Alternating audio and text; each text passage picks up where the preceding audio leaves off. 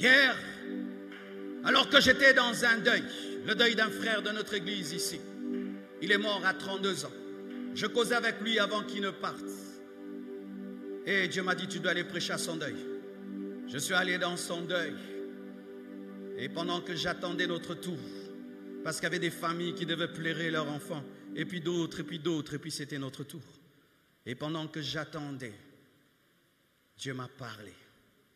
Il m'a dit, regarde-les comment ils pleurent.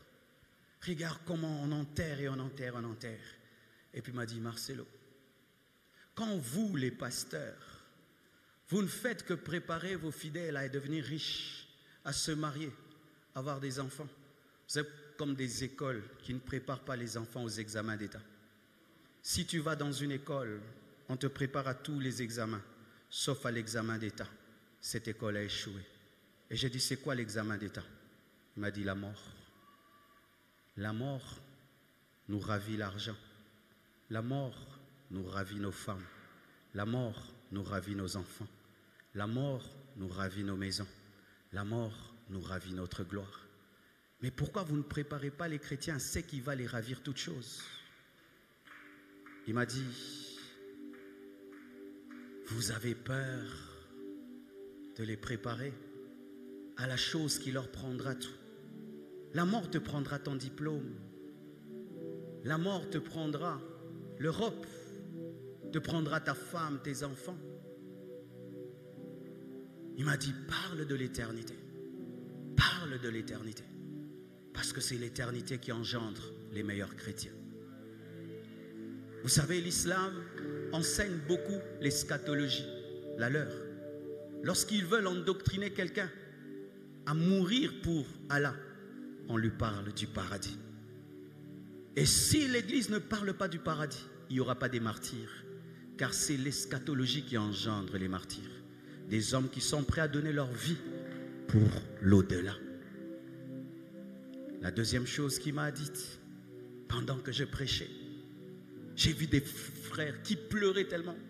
Il y a une fille de l'église, elle ne pouvait pas s'approcher du cercueil. Elle a perdu la force de ses pieds. Il fallait qu'on la tienne. Une autre est tombée, elle s'est évanouie. Je voyais ici les gens s'évanouir, les gens pleurer, crier. Et puis Dieu m'a dit, mais pourquoi vous aimez autant la terre? La terre nous fait pleurer. La terre nous fait souffrir. Mais il nous a dit qu'il y a un monde dans lequel il essuiera nos larmes. Il n'y aura pas de deuil et de pleurs. Mais nous sommes toujours attachés à ce monde qui nous fait pleurer et ce monde qui nous fera pleurer. Allez souvent dans les deuils et vous comprendrez que les gens meurent et meurent et meurent. Les gens pleuraient, les gens pleuraient. J'ai dit, vous voulez ce monde qui nous fait crier, qui nous fait pleurer. Ce monde te fera bientôt pleurer, tu sais. Que tu le veuilles ou pas, ce monde nous fera pleurer. Un jour, tu perdras ton père, tu pleureras. Un jour, tu perdras ta mère, tu pleureras. Un jour, tu perdras ton mari, tu pleureras. Un jour, tu perdras ta femme, tu pleureras. Un jour, tu perdras un ami, tu pleureras. Même si tu ne veux pas l'entendre. Si quand tu vas dans les deuils des autres, on appelle leurs amis pour parler, un jour, toi aussi, on te dira de parler.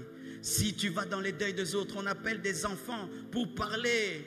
Toi aussi, un jour, même si tu ne le veux pas, même si les personnes que tu aimes, tu les maintiens vivantes, 120 ans, 200 ans, elles partiront.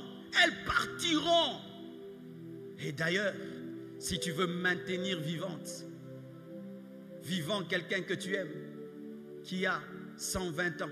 Vous savez, quelqu'un qui a 120 ans, il est dans quel état? Les dents sont tombées. Ma grand-mère avait 100 ans. Elle se cassait sur sa chaise. Elle se cassait sur sa chaise. Elle ne voyait plus. Elle n'avait presque plus de dents. Elle avait des couches. Ma grand-mère pleurait pour que Dieu la tue. Elle demandait la mort. Un jour, tu auras une douleur comme celle de Marie. Marie élève Jésus. Jésus grandit. Jésus fait des miracles. Mais quand la prophétesse a rencontré Marie, il a dit, une flèche, une lance transpercera ton cœur.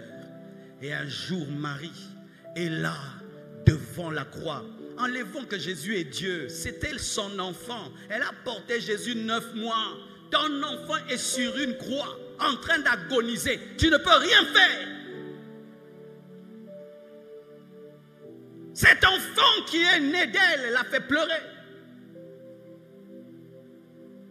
Désirez le ciel où on ne pleurera pas. Désirez le ciel où on ne perdra pas des êtres chers. Désirez le ciel où il n'y aura pas de séparation. Désirez le ciel. Et la troisième chose, quand ses frères et sœurs pleuraient, Dieu m'a dit, regarde, vous pleurez dans les deuils, mais vous ne comprenez rien. Vous ne prenez pas de décisions. Vous êtes horrifiés par la mort, mais la mort ne vous prépare pas. Quand on va dans un deuil, c'est pour se préparer. Ce n'est pas pour pleurer seulement. Vous pleurez, mais vous ne prenez pas de décisions. Si ton ami est mort, Dieu te dit que toi aussi tu mourras. Si ton ami est parti, Dieu te dit que tu partiras. Et ce jeune n'avait pas de femme, n'avait pas d'enfant. Il était plein de projets, mais Dieu l'a pris. Et voici ce que j'ai remarqué chez lui. Il n'avait pas peur de la mort. Et c'est vrai. Car lorsque tu donnes ta vie à Jésus au vrai sens du terme, tu as donné ta vie à celui qui a vaincu la mort. Et quand tu es en toi, celui qui a vaincu la mort, tu n'as pas peur de la mort. Et tu appelles la mort départ. C'est pourquoi Paul dit, le temps de mon départ s'approche. Frères et sœurs, avez-vous peur de la mort? Quand on devient très spirituel, on n'a pas peur de la mort. Quand on devient charnel, on a peur de la mort.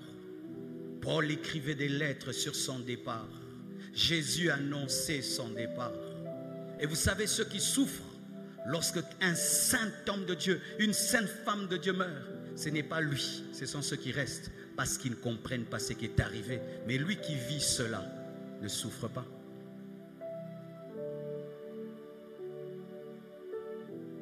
Et alors, quand j'ai compris tout ça, j'ai dit Dieu, donc moi aussi je partirai. Il dit, mais bien sûr, si je tarde, tu partiras. J'ai dit, vieux ou jeune? Jeune ou vieux, c'est partir. Assassiné ou tu dors seulement, c'est tout, tout est partir. Dans un avion ou dans l'eau, c'est partir. Vieillard ou jeune, c'est partir. Mais il faut bien partir. Il faut bien partir. Il faut bien partir. Je l'ai dit pendant le jeûne. Vous savez, quand on parle comme ça, vous êtes là. Mais un jour, vous savez, je suis mort pendant quelques secondes. C'était au début de ma foi, à l'âge de 15 ans. J'ai vu une statue et le vrai moi était en haut. Je voyais les gens causer, parler. J'enlais comme un vent, mais j'existais. Je n'avais même pas mal. J'étais très réel. Toutes mes pensées étaient là. C'était bien moi. Et c'était le vrai moi. C'était comme on enlève une lettre d'une enveloppe. L'enveloppe était là. La lettre était toujours là. Parce qu'on peut déchirer l'enveloppe, mais la lettre est toujours là. C'est vrai. En soi, l'homme ne meurt pas. On ne meurt pas. On change d'enveloppe. Et on quitte une lettre, une enveloppe en papier. Tu entres dans une enveloppe en or. Mais comme tu ne sais pas, ça t'effraie. Mais quand tu sais, ça ne te dit rien. C'est pourquoi des femmes dans la Bible, on les libérait, on leur disait, allez, elle dit non, tuez-nous. Nous voulons une meilleure résurrection. Parce qu'elles comprenaient. Un jour, le Seigneur me parle. Je regardais mes animaux. Et parmi mes animaux, il y a des singes. Mes singes ont la meilleure cabane. Et puis Dieu me dit, tu vois ces singes, ils se trouvent extraordinaires, n'est-ce pas? J'ai dit oui, mais toi l'homme, quand tu les regardes, c'est quoi? J'ai dit, j'ai pitié d'eux. Il dit, moi si j'ai pitié de toi dans ta maison, c'est une cabane des singes. Autant j'ai regardé le singe avec pitié, Dieu me regarde avec pitié. Quand j'ai trouvé ma maison extraordinaire, Dieu l'appelait cabane des singes. Et maintenant Dieu me dit, si tu prenais ton singe et tu l'amenais dans ta maison. N'est-ce pas que c'est une promotion? Je dis oui. Et moi, je vais te donner une promotion. Te donner ta vraie maison qui est au ciel. C'est pourquoi les apôtres, quand le temps approchait, ils n'étaient pas effrayés parce qu'ils avaient la révélation de l'au-delà. Tu vois ton corps? Il m'a dit, regarde ton corps. Tu le trouves extraordinaire? J'ai dit oui. Regarde l'animal. Quand l'animal, le lapin, regarde son corps, c'est extraordinaire, n'est-ce pas? Mais toi, l'homme, quand tu regardes le lapin, tu as pitié de lui. De la même manière, quand Dieu te voit dans ton corps, il a pitié de toi. Parce qu'il y a un meilleur corps que celui-là. Pour le lapin, c'est le corps de l'homme. Pour toi, c'est le corps glorieux. Mes frères et sœurs, quand tu as le vrai Jésus dans ta vie, le vrai, et tu marches avec lui, n'aie jamais peur de la mort. Et quand je suis allé voir ce frère, il était calme, comme s'il dormait, paisible. Frères et sœurs, je termine. Après avoir écouté de telles choses, amen, hein? Après avoir entendu un tel message, pourquoi tu es un ennemi? Pourquoi tu as la haine contre quelqu'un? Pourquoi faire du mal aux gens? Pourquoi vivre dans le péché? C'est une perte de temps. C'est une perte de temps. C'est pourquoi tu sens les apôtres n'avaient pas le temps à perdre. Ils couraient. Ils couraient. Quoi? Servir Dieu au maximum avant que Dieu le prenne, parce qu'ils doivent être récompensés. Quand tu as compris ça, tu n'as pas le temps à perdre dans des futilités. Oininga est allé au moro. Olinginga est allé au moro. Au salisum, au tout belimang, au se sanctifier. Parce que tu n'as pas le temps. Tu ne connais pas le jour, tu ne connais pas l'heure. J'implore et je supplie, quiconque est venu ici, seulement à l'église, comme d'habitude, aller à l'église ne sauve pas. Tu dois recevoir le Jésus de l'église. Et je supplie tous ceux qui se disent chrétiens, mais qui ont des choses en eux, répentez-vous, même si on ne te prophétise pas, même si on ne te dit pas, pour toi-même. Parce que nous, si tu pars, on va dire il était saint, il priait, on va supposer des choses. Mais c'est Dieu qui te connaît. Alors dans le secret de ta vie, arrange-toi avec Dieu. Arrange-toi avec Dieu. Et toi qui es debout, toi qui es en communion avec Dieu, même si tu n'as pas d'argent, tu es riche. Même si tu n'as pas de mari, tu es riche. Même si tu n'as pas d'enfant, tu es riche. Même si tu n'as pas une voiture dehors, tu es riche, tu es riche. Oh, donne-moi la main, je vais finir. J'ai suivi une émission. Un païen dit, qu'est-ce qui arriverait à un homme s'il devenait l'homme le plus riche du monde? L'homme le plus riche du monde a 240 milliards de dollars. Donc si tu as 300 milliards de dollars, tu deviens l'homme le plus riche du monde. Et voici ce qu'il dit. Il dit qu'un homme, lorsque déjà il a un salaire de 5 000 dollars à la fin du mois, tous les autres plaisirs qui viennent ne l'impressionnent plus.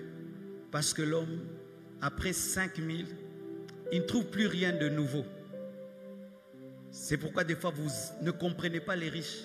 Des fois ils sont tristes parce qu'ils pensaient que l'argent allait leur donner le bonheur. Mais ils sont étonnés, ça ne donne pas le bonheur. Et il dit que les hommes les plus riches maintenant, eux-mêmes lavent les assiettes. Eux-mêmes font la cuisine. Comment? Parce qu'ils se sont rendus compte qu'ils étaient heureux avant de devenir riches et reviennent à ce qu'ils faisaient avant. Ils portent des polos bizarres, simples comme tout, parce qu'ils ont découvert que le bonheur, ce n'est pas l'argent, c'est la simplicité. Il y en a même un, il habite une vieille maison, parce qu'ils ont compris, ce n'est pas ajouter des choses qui rend heureux. Il y a au moins 2400 personnes qui sont des milliardaires sur la terre. Sur 8 milliards de personnes, il n'y a que 2000. Imagine la solitude. Ils rencontrent rarement des gens comme eux, à qui ils peuvent parler. Et même si ces rencontres, ils sont dans la compétition, imagine la solitude. Tu es dans ce monde, tu ne rencontres presque jamais quelqu'un de ton niveau. Et si tu rencontres quelqu'un de ton niveau, c'est un concurrent. Ils vivent dans la solitude et commencent à comprendre le bonheur d'avoir des amis, d'avoir une famille, d'avoir une relation. Quand tu es chrétien, tu es riche. Et quand tu as des amis qui t'aiment, Tu es riche. On ne le prêche pas souvent, mais la richesse, c'est le bonheur. Si tu as la richesse, tu n'es pas heureux. Tu es pauvre.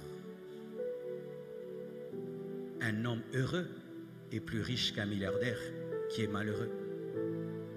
Que Dieu vous bénisse abondamment.